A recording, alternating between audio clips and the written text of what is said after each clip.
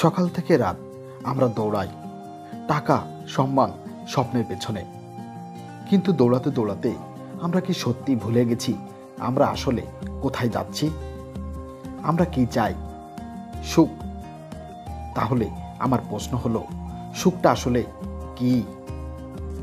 সুখ বললেই আমরা বুঝি টাকা, চাকরি, গাড়ি, বাড়ি, উন্নত ক্যারিয়ার। কিন্তু বিজ্ঞান কি বলে? সুখের মাত্রা মাপার জন্য ওয়ার্ল্ড হ্যাপিনেস রিপোর্টের 6টি সূচক রয়েছে। প্রথমে অর্থনৈতিক নিরাপত্তা, পারিবারিক ও সামাজিক সহায়তা, স্বাস্থ্য ও দীর্ঘায়ু, ব্যক্তিগত স্বাধীনতা, উদারতা ও দুর্নীতির মাত্রা। আপনি জানেন কি, ফিনল্যান্ড টানা 7 বছর ধরে বিশ্বের সবচেয়ে সুখী দেশ। ইউরোপের স্ক্যান্ডিনেভিয়ান দেশগুলো যেমন Finland, Denmark, Iceland, Sweden, Norway, এই বিশ্বেই তারা সবার থেকে সুখীভাবে জীবনযাপন করে। স্ক্যান্ডিনেভিয়ান দেশগুলোর মানুষ কম কাজ করে, বেশি জীবন উপভোগ করে। ওরা জানে সুখ মানে একে অপরকে বোঝা, সময় পাওয়া, সমাজের প্রতি দায়িত্ববোধ রাখা। ওরা তাদের সন্তানকে শেখায়, তুমি যদি ভালো থাকো তবেই পৃথিবী ভালো থাকবে। আর আমরা হিসেব করি, প্রতিযোগিতা করি, তুলনা করি। আমরা ভাবি আমার পাশের জন যদি ভালো থাকে আমি পিছিয়ে পড়ব। এই মানসিকতার ভারেই আমরা ক্লান্ত। এই ক্লান্তি আর থামছেই না। আমরাও সুখ খুঁজি, কিন্তু সেটা ভুল ঠিকানায়।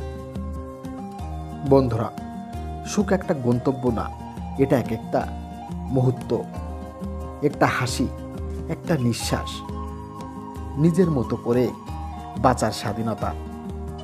আজ তোমার জন্য একটা প্রশ্ন, শেষ কবে তুমি মন থেকে বলেছিলে আমি ভালো আছি? সুখ এমন কিছু না যা কেউ এনে দেবে, এটা তৈরি করতে হয়। এটি একান্ত অনুভবের বিষয়। আমরা যদি প্রত্যেকের নিজের জায়গা থেকে পরিবর্তন আনি, তাহলে আমরাও একদিন পৃথিবীর সবচেয়ে সুখী জাতির তালিকায় থাকতে পারি। বন্ধুরা, আমরা কেন অসুখী? 5 পর্বের এই ধারাবাহিক সিরিজে আজ প্রথম পর্ব। দ্বিতীয় পর্বে আমরা জানব আমরা কেন এত অসন্তুষ্ট, ঠিক কোন দিকগুলো আমাদের নিচে টেনে ধরে রাখছে।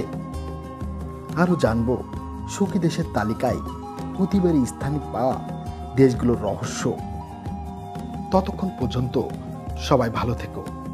আর হ্যাঁ, পরবর্তী সিরিজগুলো সবার আগে পেতে আমার চ্যানেলটি সাবস্ক্রাইব করো এবং আমার পাশে থেকো। আমাকে অনুপ্রাণিত করো যাতে এ ধরনের সুন্দর সুন্দর ভিডিও তোমাদের উপহার দিতে পারি, যা জীবনের জন্য গভীর তাৎপর্যপূর্ণ। সবাইকে অসংখ্য ধন্যবাদ।